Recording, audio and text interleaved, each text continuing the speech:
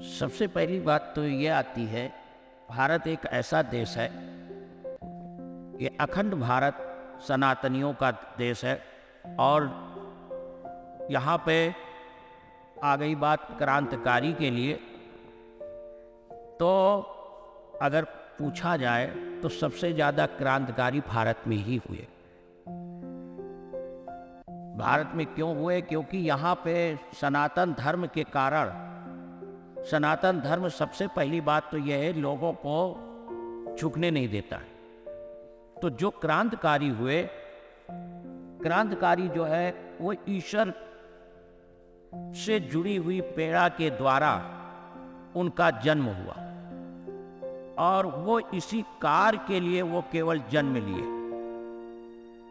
वो केवल इसी कार्य के लिए ही जन्म लिए। इसलिए उनको किसी का समझाने की या किसी के पावर की या किसी के दौलत की जरूरत नहीं पड़ती।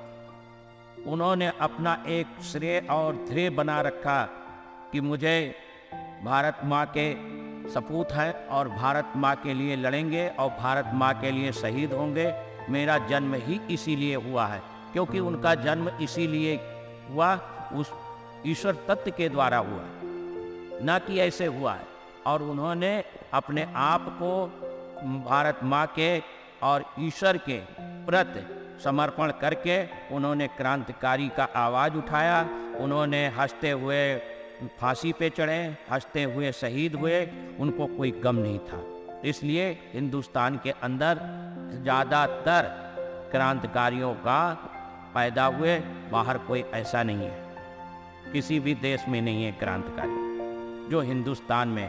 अखंड भारत हमारा, जितने भी, चाहे वो पाकिस्तान हो या बांग्लादेश हो या अफगानिस्तान हो या श्रीलंका हो, जो भी हमारे भारत का अंग कटा है, वो आने वाले समय में, ये गारंटी से मैं कहता हूँ सबसे, कि समय वो आ रहा है और आ चुका है कि ये लोग फिर से वापसी विलय हो जाएगा अखंड भारत में, और सनातन धर्म का झंडा बुलंद हो जाएगा। श्री हर नारायण नारायण कहना ही पड़ेगा। श्री नारायण नारायण।